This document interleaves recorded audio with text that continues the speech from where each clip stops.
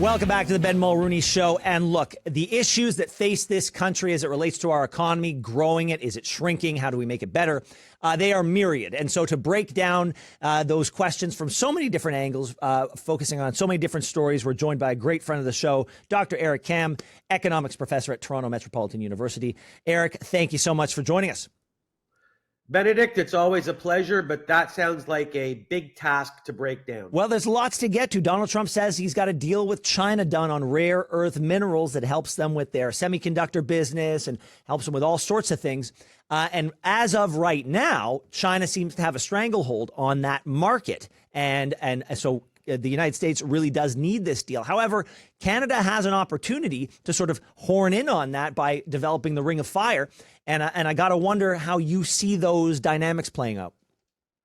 Well, let's hope that a deal comes soon. I know that the party in Ottawa is very busy bragging about their elbows up. But while they're busy bragging, they don't realize that they're playing with fire. Forget the Ring of Fire.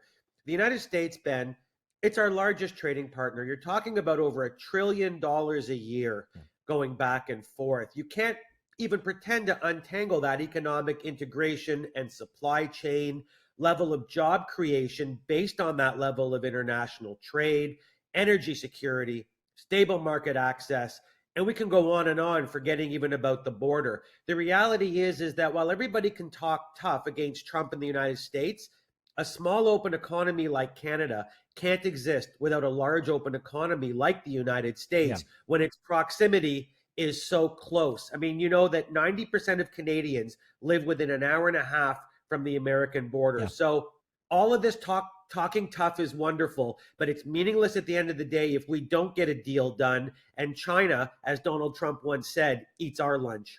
The World Bank has released its data, and it's signaling that the global economy is on track for its weakest decade since the 1960s. And the story that I'm reading is blaming a lot of this on Donald Trump's unnecessary trade war. However, he's only been in office for 6 months, so I have to think that there are other factors that have contributed to the weakness of the global economy. Yeah, I'm getting a little tired of everybody pointing to Donald Trump and his tariffs. You know, it's getting ridiculous. That's one factor. Yeah, he's not helping things, but he's not, there's no way in 6 months he could be leading to the weakest economy in weakest economy over the course of 10 years. No, you're right. You're right. The reality is that our slumping economic growth is because of many, many things, tariffs being one of them. But when you talk about things like our slowdown in productivity, the demographic headwinds in this country, thanks to immigration, the massively high levels of debt, both at the government level and at the personal level, household level, persistent inflation that now they're getting control, but it was out of control during COVID, energy supply shocks, declining investment, declining trade volume. The reality is, Ben, we could do hours of this topic. Our economy is stagnant. Our macro indicators are stagnant.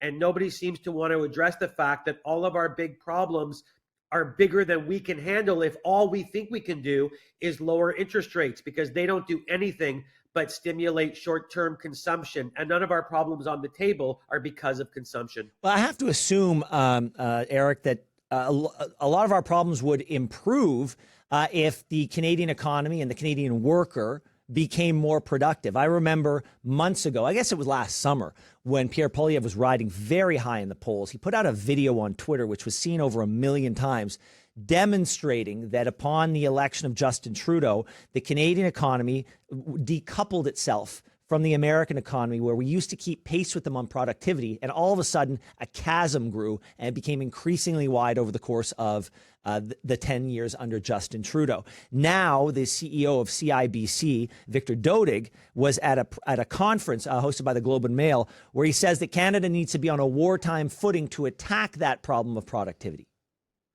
Well, and he's exactly right. The reality is that this country is woeful in its recent record in things like technology and innovation. We don't invest in automation. We're not investing in AI or modern machinery.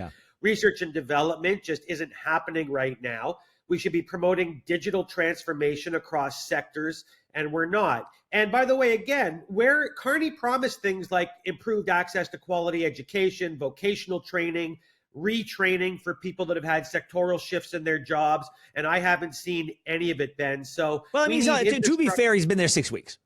Like, yeah, and he has, yeah, but he's Ben, had a his lot of fun. party Yeah. No, I get it. has Listen, his you know, party's listen, been you there know, I'm 9.5 critical. years, You know, right? I'm critical. You know, I'm critical, but there's only so much a government can do in a 24-hour period. And what I've been reporting on this show is he's been busy. I completely agree that this is something that needs to be tackled, but I am going to give him a little more time on that file.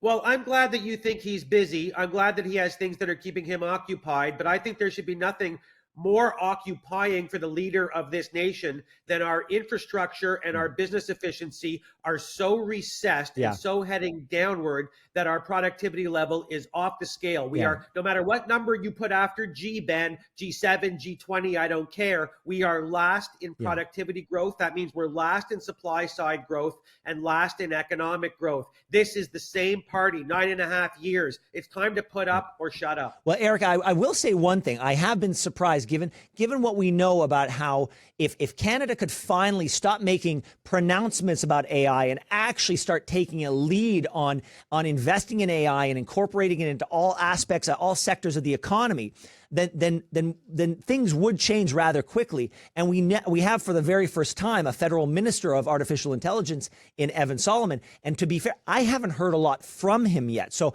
it may be time for him, and he's a communicator like no other, given his time in media.